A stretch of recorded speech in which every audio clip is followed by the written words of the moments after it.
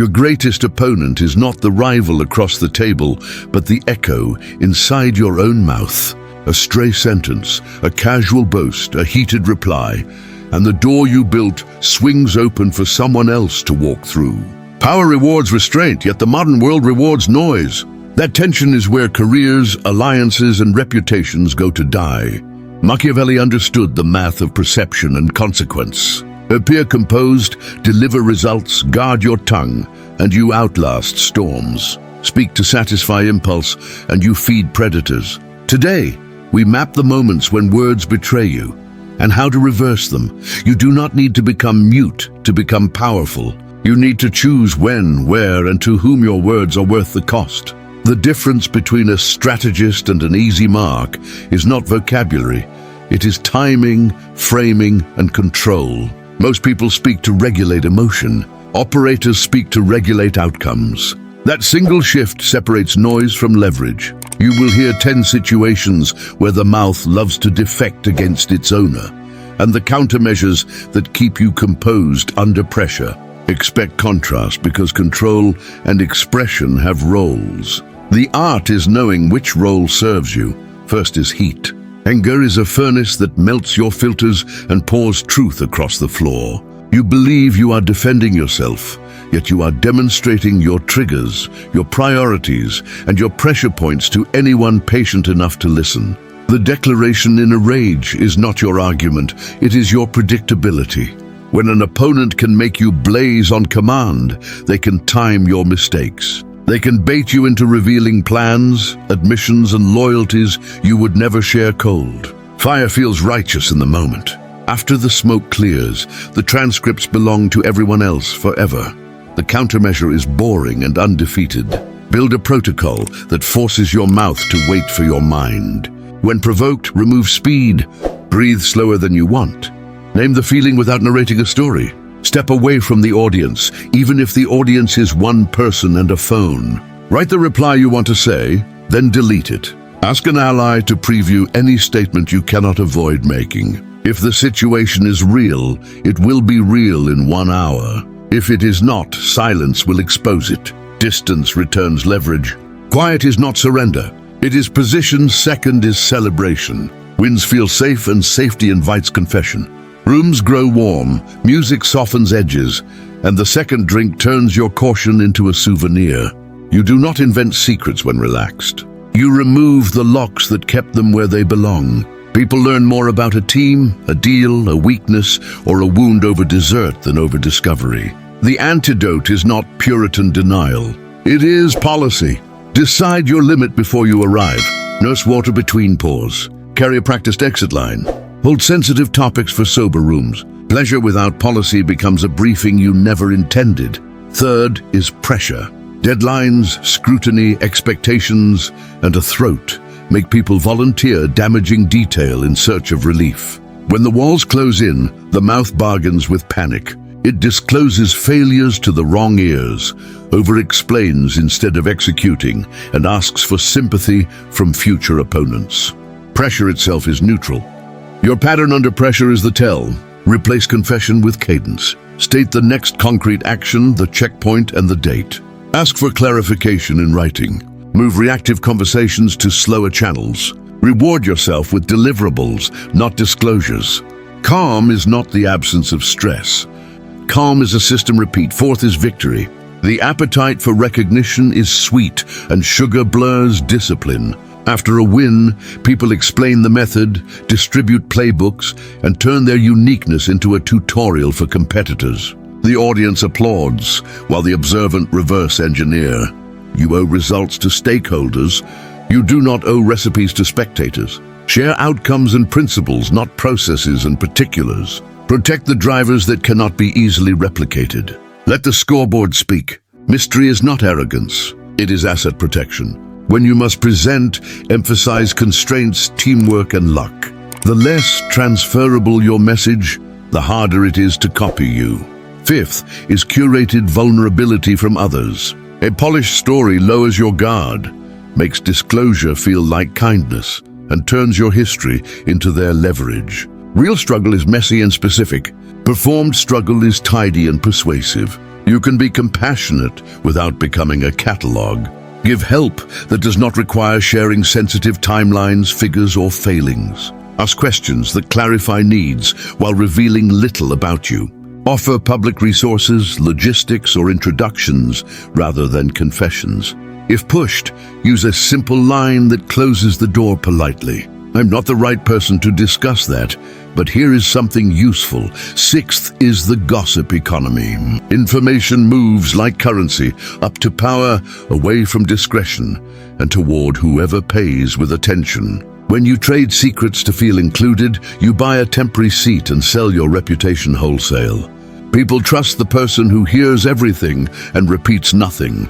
Be curious, not chatty. Ask thoughtful questions. Store answers carefully and offer only data that is already public, boring, or harmless. When someone invites you to betray a confidence, decline without performance. I do not share other people's business. Then redirect to work, goals, or neutral topics. Discipline compounds into credibility daily. Seventh is the authority test. Power often probes by criticizing unfairly, setting constraints, or questioning your competence to watch how you carry pressure. The instinct to defend, explain, and litigate every point is expensive. It makes you look fragile and confirms their doubts. Save your arguments for results. Acknowledge the expectation succinctly, request measurable criteria, and deliver beyond the line. Keep records, but keep your voice calm. When boundaries are crossed, escalate through proper channels with evidence rather than emotion. Masters pick battles they can win in the open. The mouth that cannot resist sparring rarely survives the scoreboard alone. Eighth is revenge disguised as justice. When trust shatters, you hold privileged information that could scorch reputations, contracts, and confidence. The urge to reveal feels like balance, but disclosure brands you permanently. Observers rarely remember the original betrayal. They remember who broadcasted private wounds to the world. Disclosure satisfies short-term pain and mortgages long-term power. In elite rooms, discretion is currency. The person who never leaks is invited back. The avenger is avoided. Keep receipts, keep counsel, and keep quiet. If response is necessary, choose actions that don't expose confidences. Performance, positioning, lawful remedies, and strategic distancing. Notice the contrast. Silence doesn't mean passivity. It means leverage. You deny your enemies the evidence they crave and preserve optionality for the future. When time passes, people reinterpret events, but they never forget a loud betrayal. Quiet lets you gather allies, document facts, and strengthen your offer. If someone probes you for details, answer with principle, not particulars. I don't disclose private matters. I protect relationships, even strained ones, then move. Redirect questions to next steps, restitution, or boundaries. Power players punish in private, praise in public, and speak deliberately, because reputation compounds faster than revenge ever pays. Ninth is competence theater. Insecurity talks too much, crowds the air with explanations, and name drops to rent status it hasn't earned. The irony is brutal. Every attempt to look important proves you aren't. People who can deliver let the work speak. People who can't perform audition with adjectives. The fix is not silence for its own sake. It is evidence. Replace self-labels with shipped outcomes, shipped improvements, shipped decisions. Replace rambling with structure. Here's the context, here's the constraint, here's the choice, here's the result. Brevity is not shyness. It is confidence conserving energy for execution. If someone presses you to prove yourself verbally, decline the stage politely and move to ground you can control. I prefer to show my work. Let's put metrics on the table next week, or I can send a summary and a plan by noon. These lines shift attention from identity to deliverables, from performance to progress. They also expose pretenders, because true operators welcome clarity, while performers crave applause. Over time, your portfolio becomes your mouth. The more undeniable your record, the less you need to narrate your value and the harder it is to provoke you. 10th is the promise prison. Under pressure, people write future checks to solve present discomfort. They buy goodwill with words, then default when reality arrives. Each broken commitment is a withdrawal from credibility that future excellence can't fully repay. The way out is structured restraint. Before agreeing, clarify scope, deadline, success criteria, resources, and risks. If any of those are missing, you are negotiating fantasies. Use 3 lanes, accept with specifics, renegotiate with trade-offs, or decline with alternatives. Accept like this: yes, I can deliver X by Friday with Y resources. If Z changes, timeline shifts.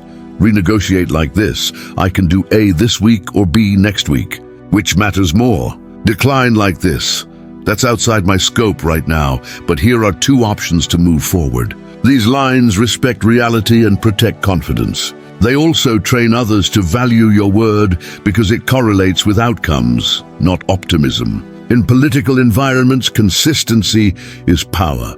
People remember who kept the calendar and who kept the peace. They avoid the person whose promises created cleanup. Your brand is not your pitch. Your brand is the ratio between commitments made and commitments kept. We have crossed the 10 betrayals, but the lesson is larger than a list. Words are levers, and levers move weight by placement, not volume. A single sentence can set frames, open doors, or close files. A single outburst can undo months of positioning. So build a discipline. Use time delays to cool heat, use checklists to check promises, use scripts to protect discretion, and use writing to clarify thought before speaking. Speaking should be the last mile of thinking, not the first draft. The person who learns to separate those 2 cycles wins consistently.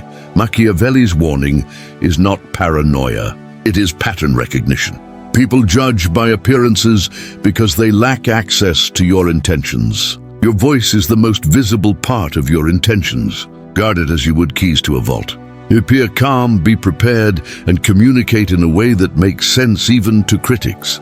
When forced to choose clarity over catharsis, and choose results over rhetoric. That hierarchy keeps you formidable without becoming brittle.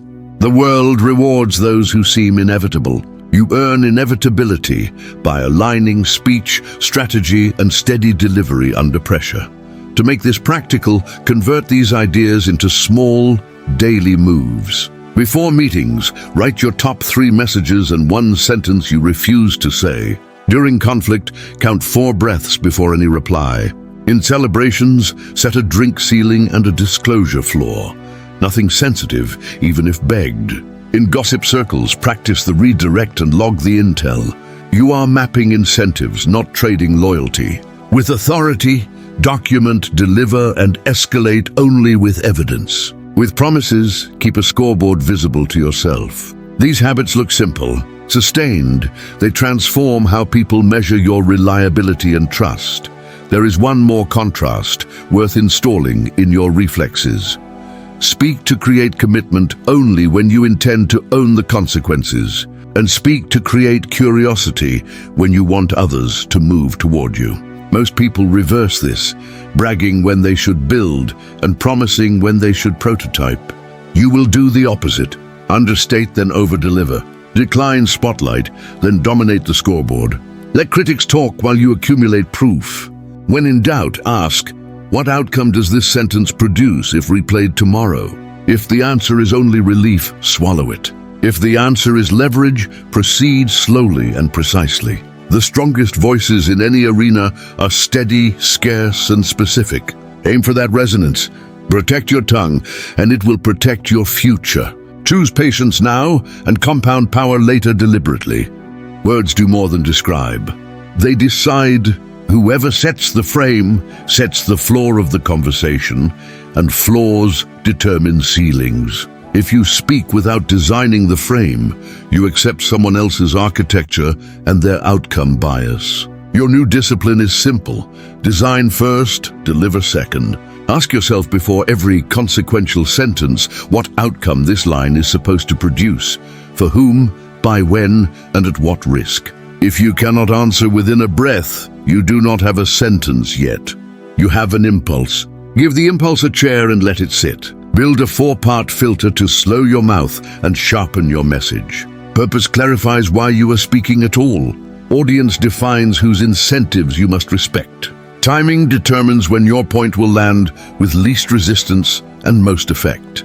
Evidence decides what support is necessary and what specificity is safe. Say to yourself, purpose, audience, timing, evidence. If any field is blank, pause. If all four align, proceed with calm. The amateur seeks relief. The operator seeks results. Filters make results more likely and misfires less frequent. Your digital mouth is louder, faster, and permanently recorded. Treat every message like it could end up in a briefing packet for someone who dislikes you. That assumption is not cynicism. It is risk management. Default to slower channels for sensitive matters. Write drafts, then sleep on them. Remove late-night send buttons from your workflow. If urgency is real, call. If someone tries to litigate feelings over email, reply with a neutral summary and propose a quick conversation to align facts, roles, and next actions. Never speculate in writing. Never accuse in writing. Never joke in writing with people you do not completely trust, and even then, measure twice. If a thread grows hot, move it to voice with a clear agenda, and then return to writing with agreed facts and tasks. Use phrases that cool temperature and tighten scope. My goal is to clarify. Here is what I understand. Here is what I can do by Tuesday. Here are the risks if we proceed fast. Please confirm or correct. This posture protects you. In negotiation, your silence is often the sharpest clause you bring. Make a proposal, then stop. The first person to fill the air usually concedes ground. If they ask for your reasoning, provide constraints rather than blueprints. We delivered under a compressed timeline with limited access. The price reflects risk, not margin. If they demand proof, show outcomes, not internal methods. When pressed for a concession, trade, don't donate. I can move on delivery if scope narrows. I can reduce price if term length increases. Use curiosity to keep them talking while you learn. What problem would this solve on your side? Which risk matters most to your team? If we had to cut one requirement without harming outcomes, which would you select? These questions make people reveal constraints, politics, and timelines, and they do it willingly because curiosity feels respectful. Record the answers and reflect them back in your summary. You asked for X and Y because of Z. Here is a plan that respects those constraints and protects our position. To build a reputation for discretion, practice telling boring truths in public and big truths in private to the minimum number of people. Keep a small circle for sensitive strategy and agree on rules of transmission. Need to know is not cold. It is kind to the mission. When others gossip, take notes without adding fuel. The more you decline to contribute, the more people trust you with weight. Over months, your identity shifts from entertaining talker to reliable vault, and vaults get the best keys. Leaders must communicate more without saying more. That means deciding what is principle, what is plan, and what is playbook. Share principles widely because they guide decisions when you are not in the room. Share plans with owners because they need direction and context. Share playbooks sparingly because they are the edge. Use cadence to lower rumor. Monday priorities, midweek checkpoint, Friday outcomes. In each, keep statements specific and sober. If you don't know, say so.